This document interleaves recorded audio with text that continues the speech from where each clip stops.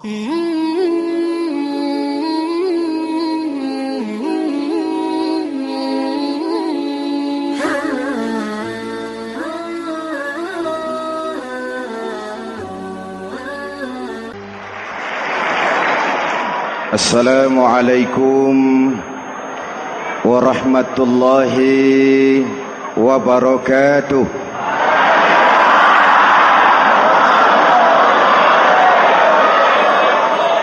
Alhamdulillahi rabbil alamin.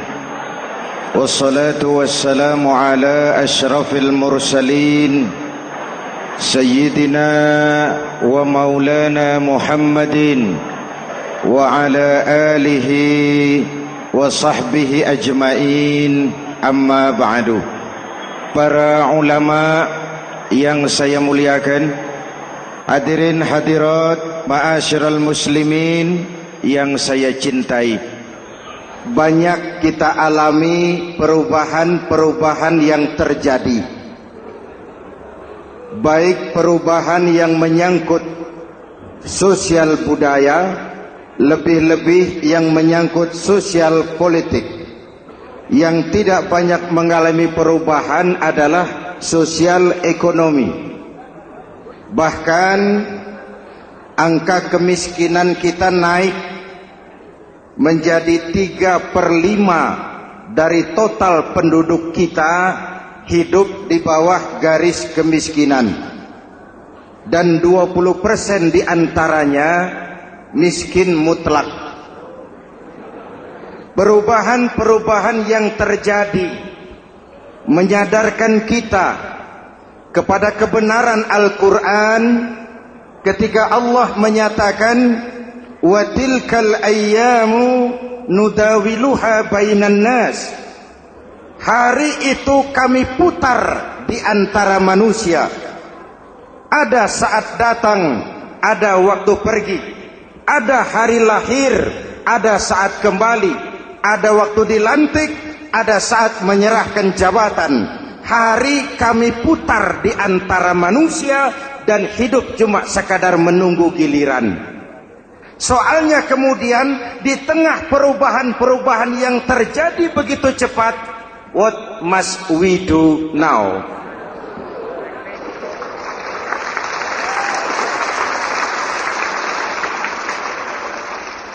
Saya juga nggak ngerti itu. Yang penting kan penampilan. Saudara-saudara kaum muslimin di seluruh tanah air, jadi pemimpin adalah pelayan bagi orang yang dipimpinnya. Okelah, perbaikan ekonomi, pembukaan lapangan kerja baru kita serahkan kepada pemerintah, karena kita percaya mereka orang-orang terpilih belaka yang dipilih dengan kepercayaan akan mampu membawa rakyat keluar dari kesulitan. Amin. Tugas kita sekarang di zaman susah meluruskan akidah. Jangan sampai mbah dukun yang naik ke permukaan. Betul? Islam misinya yang pertama membebaskan manusia dari kemusyrikan. 13 tahun Rasul berjuang di Makkah, menanamkan akidah, meluruskan keyakinan, membentuk iman. 13 tahun membebaskan manusia dari belenggu kemusyrikan. 13 tahun menanamkan la ilaha illallah Muhammadur Rasul dengan seluruh konsekuensinya. Kalau saya yakin tidak ada Tuhan selain Allah, saya tidak akan meminta tolong kecuali hanya kepada Allah. Saya tidak akan pernah takut kecuali hanya kepada Allah. Saya tidak akan menggantungkan hidup kecuali hanya kepada Allah. Saya tidak akan minta rizki kecuali hanya kepada Allah. Saya tidak akan melarikan persoalan kecuali hanya kepada Allah. Kalau konsekuen dengan keyakinan ini, mbah dukun nggak dapat tempat.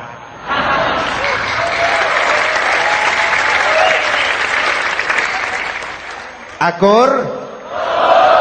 Ayo lihat secara sederhana. saya sandaran di tiang, tiangnya ambruk, sayanya jatuh. Saya sandaran di tembok, temboknya runtuh, saya juga runtuh. Saya sandaran kepada orang kaya, dia jatuh miskin, saya bangkrut. Saya sandaran kepada jenderal, dia pensiun, saya selesai. Tapi kalau saya sandaran hanya kepada Allah, Allah tidak akan pernah miskin, Allah tidak akan pernah lumpuh, Allah tidak akan pernah terpuruk, dan Allah tidak akan pernah berkurang kekuasaannya.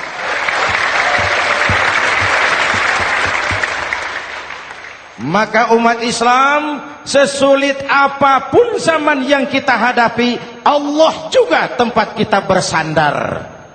Jelas? Selama ini kita iman dalam ucapan, tapi sekuler dalam perbuatan.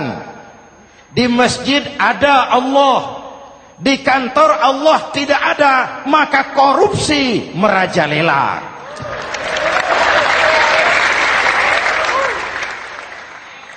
Di masjid ada Allah, di pasar Allah tidak ada, maka timbangan tetap curang.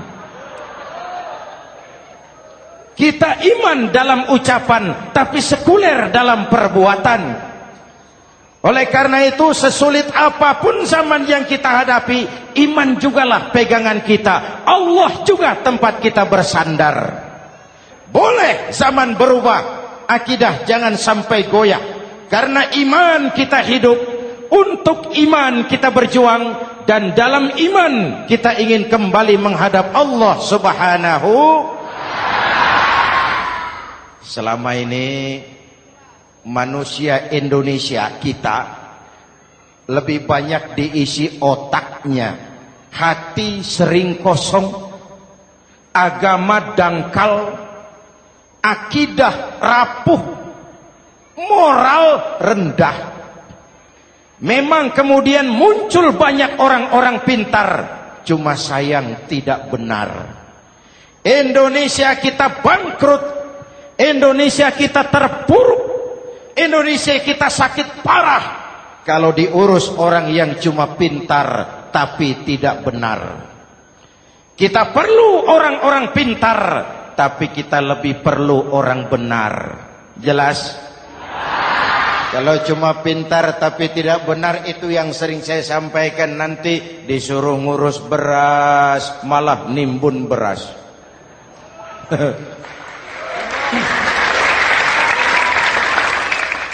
Disuruh ngurus laut malah jadi bajak laut. Disuruh ngurus hutan rame-rame jadi orang hutan. Jutaan hektar hutan Indonesia kita ini merupakan kekayaan sumber daya alam kita yang harus digunakan bagi sebesar-besar kemaslahatan rakyat.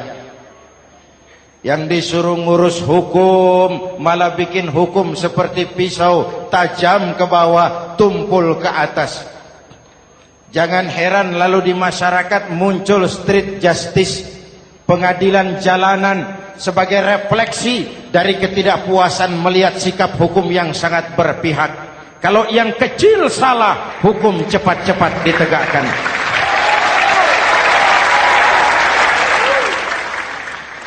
Lihat saja sekarang ini kalau orang terkenal banyak uang punya masalah, antri yang bela. Betul? Tapi saudara lihat si Marsinah di Jawa Timur, si Sengkon dan Karta di Jawa Barat, si Udin Bernas wartawan Jogja, terseok-seok mencari keadilan, sampai hari ini urusannya masih remeng-remeng. Kenapa bisa begitu? Jawabannya sederhana, tidak ada fulus. Ada fulus mulus, tidak ada fulus manfus. Betul?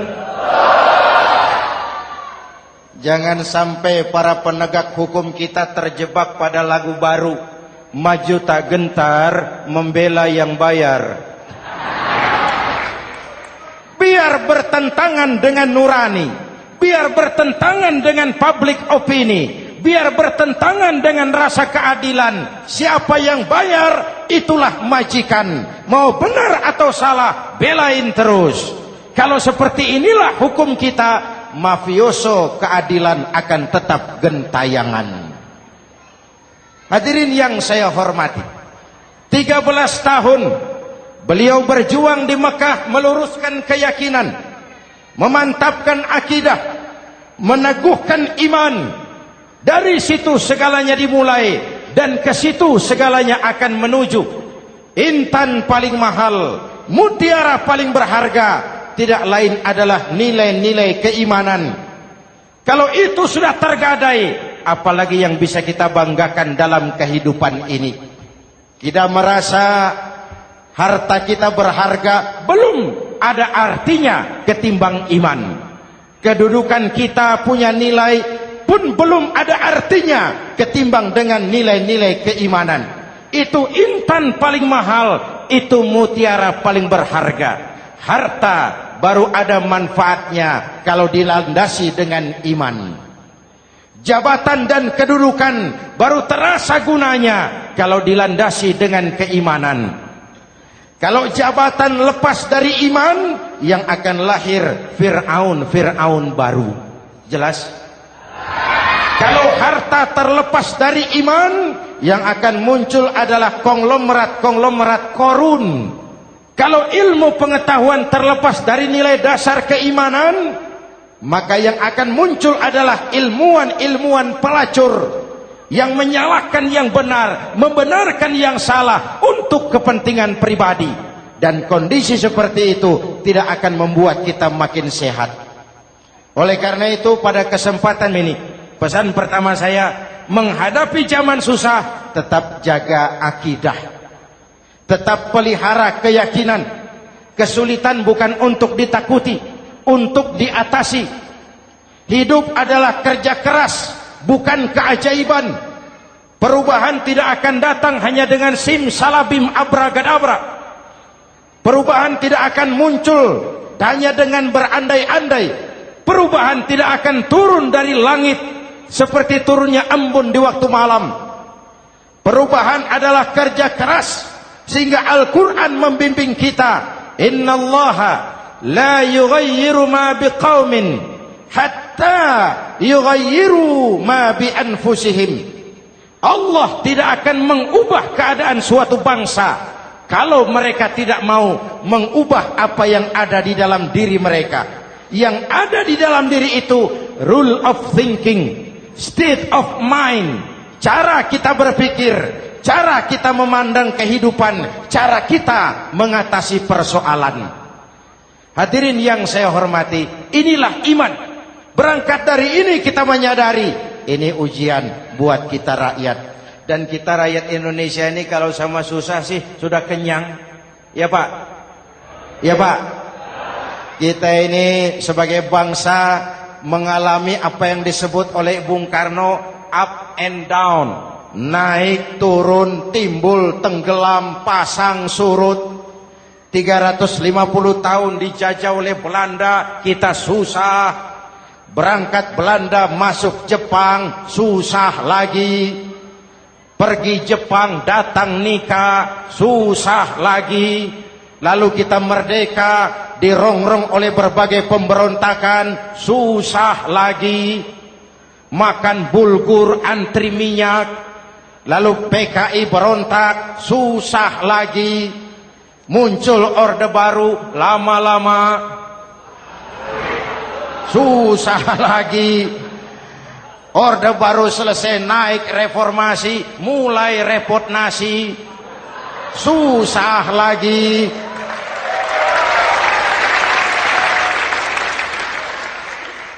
Kalau susah kita ini sudah akrab, sudah intim. Mestinya kalau sudah susah seperti itu, jangan salah sikap menyikapi kesusahan.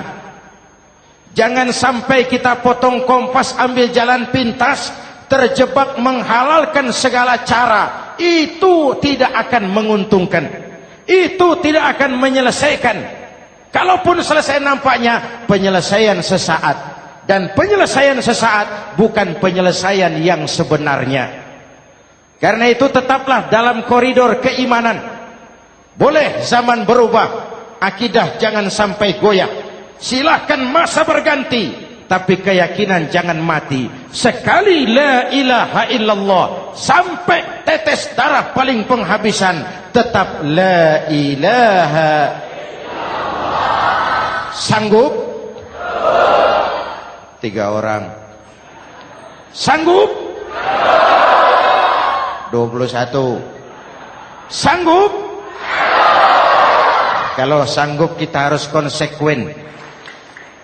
Saudara-saudara di seluruh tanah air, misi yang kedua dari Islam setelah membebaskan manusia dari kemusyrikan, membebaskan manusia dari ras diskriminasi, mengikat manusia dengan tali akidah. Sebelum Islam datang, manusia dibedakan oleh warna kulit, manusia dibedakan oleh faktor keturunan, manusia dibedakan oleh faktor harta dan benda. Adalah Rasul yang mengajarkan, innallaha la yanzuru ila suwarikum wala ila amwalikum walakin yanzuru ila qulubikum wa a'malikum. Allah tidak melihat potonganmu, Allah tidak melihat hartamu. Yang Allah lihat itu adalah hatimu dan amal perbuatanmu. Jauh sebelum Amerika teriak-teriak membanggakan apa yang mereka sebut sebagai Declaration of Independence, Nabi sudah mengajarkan kepada kita semua, An-nas kulluhum li Adam wa Adam min turab la fadla li Arabiyyin ala ujamiyyin illa bittaqwa. Seluruh manusia berasal dari Adam. Adam diciptakan dari tanah. Tidak ada kelebihan Arab dengan yang bukan Arab kecuali takwanya. Jauh sebelum Amerika mencanangkan bahwa semua manusia dilahirkan sama, that all men are created equal. Jauh sebelum itu Islam sudah membebaskan manusia dari ras diskriminasi. Apa dalam konteks kekinian menghadapi zaman susah tetap jaga kerukunan? Ya Pak, ya Bu, oi Bu. Menghadapi zaman susah tetap jaga kerukunan, baik antar umat seagama, antar umat beragama, maupun antar umat beragama dengan pemerintah. Menjaga kerukunan, jangan saling sikat sikut di antara kita. Sebab kalau sudah rukun, saya ajak berhitung, 1 ditambah 1 sama dengan, itu matematika namanya, hasilnya pasti. Tapi angka sosial hasilnya aneh. Saya ubah jadi angka sosial. Ayo kita berhitung lagi. 1 orang takut ditambah 1 orang takut sama dengan 2 orang setengah berani. Kenapa setengah berani? Karena sudah berdua. Tadi kan takut sendiri. Kalau sama-sama takut berkumpul jadi setengah berani.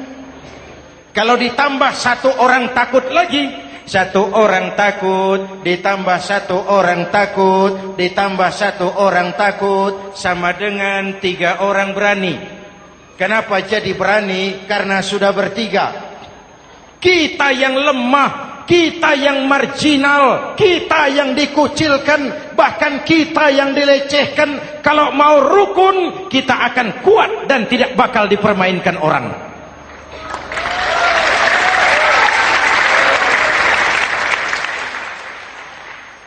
Tapi kalau rukunnya yang satu mau menikam yang lain, saya ajak berhitung lagi.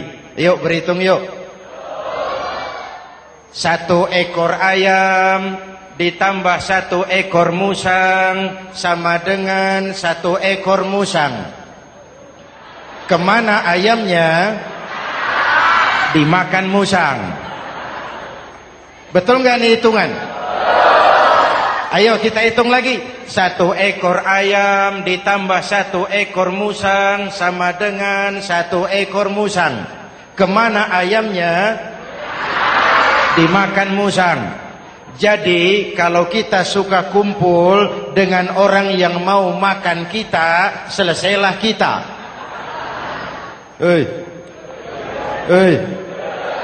Maka kalau merasa kita ini ayam, yuk kumpul sama-sama ayam, pulang ke kandang ayam. Kalau ada ayam kumpul ke kandang musang, itu namanya ayam minum baygon. Jelas?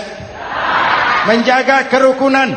Pertama, antar umat seagama, sesama muslim harus saling menjaga, harus saling memelihara.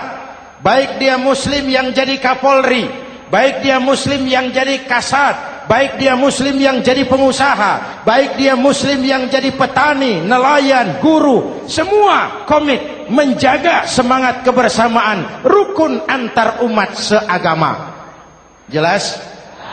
Jelas? Hadirin yang saya hormati, atas dasar itu saya ingatkan kembali, kita semua ingin persoalan terorisme dilepaskan kaitannya dari agama manapun. Tidak ada kaitannya terorisme dengan Islam, dengan Kristen, dengan Hindu, dengan Buddha.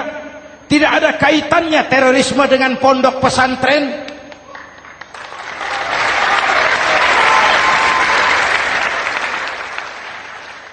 Jangan sampai pesantren jadi kambing hitam. Karena sejak zaman penjajahan, pesantren sudah terbukti memberikan kontribusi bagi perjuangan memerdekakan rakyat Indonesia. Rukun antar umat seagama. Yang kedua, rukun antar umat beragama. Islam ini rahmatan lil. Jangankan manusia walaupun berbeda agama, binatang saja dihormati. Ada hadis, fa iza zabahtum fa ahsinuz zibhata.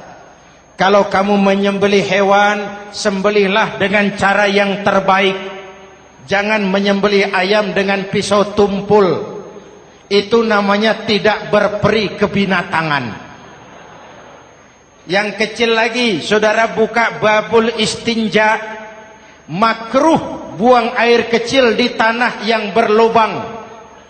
Sebab apa? Pertama, menjaga kesehatan.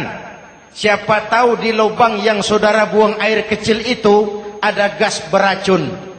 Kalau tidak, melindungi binatang yang ada di dalam lubang. Siapa tahu di lubang yang saudara buang air kecil itu ada semut sedang rapat membahas terorisme. Apa dosanya lalu mati dikencingi? Ini namanya rahmatan lis semut. Binatang saja dilindungi. Maka perbedaan agama tidak harus menyebabkan kita bertolak belakang. Perbedaan agama bukan alasan untuk saling bermusuhan. Apalagi kita sudah menyadari tentang kemajemukan kita, tentang kebinekaan kita, tentang keragaman kita. Rukun antar umat beragama. Saling menghormati, saling menghargai, tapi tetap dalam batas lakum dinukum. Lalu rukun antar umat beragama dengan pemerintah. Hadirin yang saya hormati, yang benar kita dukung, yang salah kita perbaiki dan kita tegur menurut cara-cara yang diajarkan oleh agama kita. Dan sholat berjamaah, pendidikan bernegara yang paling bagus. Tadi kita sholat ada imam, ada makmum. Betul? Makmum wajib ikut imam kalau imam benar sholatnya. Rakyat wajib ikut pemimpin kalau pemimpin benar mimpinnya. Masyarakat Islam ini loyal. Masyarakat Islam ini bukan pemberontak. Masyarakat Islam ini taat dan setia. Kapan? Kalau imamnya benar. Imam takbir, makmum. Imam ruku, makmum. Imam i'tidal, makmum. I'tidal. Imam sujud, makmum. Tapi kalau imam keliru, mestinya imam ruku malah sujud. Salah imam ini. Tegur. Siapa yang wajib negur? Makmum yang saf terdepan. Anggota DPR.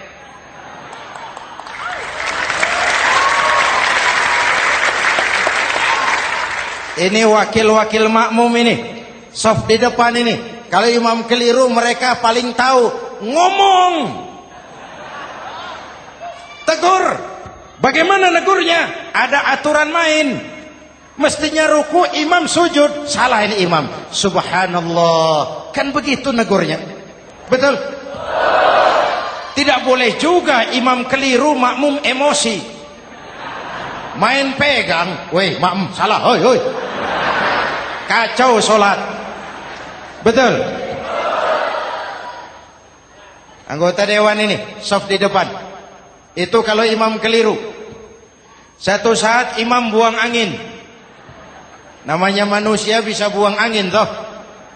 Apa makmum lalu berkata, demi kesetiaan saya kepada imam, imam buang angin, saya lebih keras lagi. Itu namanya fanatisme buta, loyalitas yang goblok. Imam buang angin, minggir. Iyyaka na'budu wa iyyaka nasta'in. Sampai situ imam buang angin, minggir imam. Lalu saf yang di depan maju. Tidak usah bikin sholat baru, teruskan pekerjaan imam. Ihdinas siratal mustaqim. Teruskan.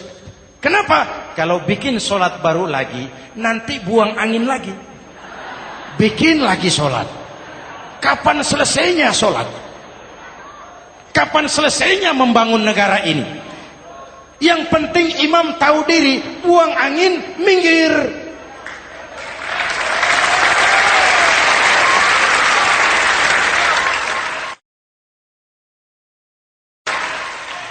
Ini kacaunya sholat berjamaah kita sekarang. Kacaunya negeri kita sekarang. Banyak imam sudah buang angin, gengsi. Diam aja merasa nggak punya salah. Dikasih tahu sama makmum, imam tadi buang angin ya, malah jawab sedikit. Apa kalau sedikit lalu tidak batal sholat itu? Mekanisme kehidupan sosial yang diatur lewat tuntunan sholat berjamaah. Sehingga Nabi berpesan, kun imaman muta'an au ma'muman muti'an fala takun thalisan jazu'a. Kalau jadi pemimpin, jadilah pemimpin yang ditaati. Kalau jadi makmum, jadilah makmum yang mentaati. Jangan jadi golongan ketiga pemecah belah. Di depan tidak jalan, di belakang takut, ditaruh yang di tengah, di depan didorong, yang belakang ditendang. Ini namanya biang kerok. Saudara-saudara, dari uraian singkat ini saya ambil beberapa catatan pokok. Pertama, kalau ada intan paling mahal, kalau ada mutiara paling berharga dalam hidup kita, itu tidak lain adalah karena keyakinan. Hidup jadi indah, hidup jadi berharga, hidup jadi berarti kalau didasari atas sebuah keyakinan. Dan keyakinan itu tidak lain adalah nilai iman kita, akidah kita kepada Allah Subhanahu wa taala.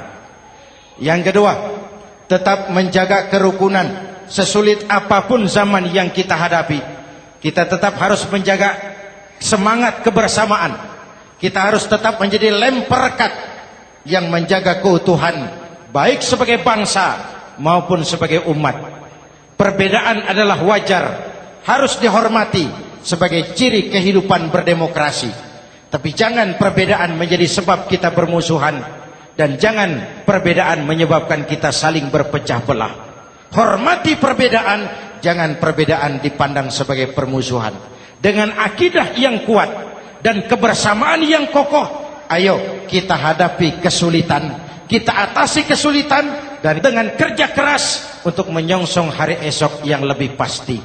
Mari kita Fatihah, semoga Allah memelihara kita bangsa Indonesia. Ala hadhihi niyyah wa ila hadratin Nabi. Al-Fatihah.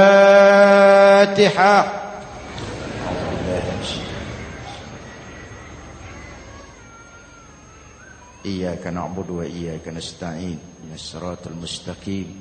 Siratal ladzina an'amta 'alaihim. Bismillahirrahmanirrahim. Amin. Alhamdulillahi rabbil alamin. Allahumma salli wa sallim wa barik ala sayyidina Muhammadin wa ala alihi wa sahbihi ajma'in. Allahumma rabbana taqabbal minna salatana wa siyamana wa qiyamana wa takhashu'ana wa ta'abbudana wa tammim taksirana ya arhamar rahimin. Allahumma aslih man fi salahihi salahul muslimin. Allahumma ahlik man fi halakihi salahul muslimin. Allahumma rabbana la tu'akhizna in nasina aw akhtana. Rabbana wa la tahmil alaina isran kama hamaltahu ala alladhina min qablina. Rabbana wa la tuhammilna ma la taqata lana bih wa'fu 'anna waghfir lana warhamna anta maulana fansurna 'alal qaumil kafirin. Allahumma ij'alna minas su'ada'il maqbulin wa la taj'alna minal ashqiya'il mardudin. Afdalu ma qultuhu ana wan nabiyyuna min qabli. La ilaha illallah.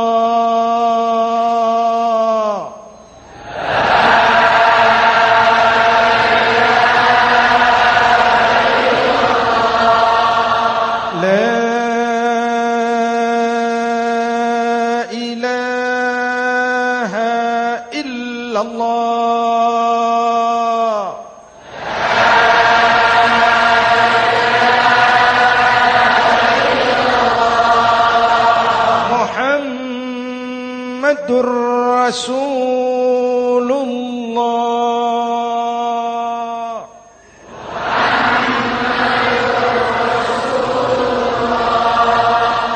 sallallahu alaihi wa alihi wa sallam. Kalimatu haqqin 'alaiha nahya wa 'alaiha namut wa 'alaiha wa biha nub'atsu insyaallah minal aminin minal aminin minal aminin rahmatika ya arhamar rahimin.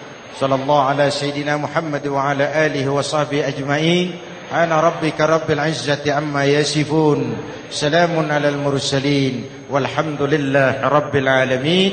Jumpa lagi di lain kesempatan insyaallah. Wassalamualaikum warahmatullahi wabarakatuh.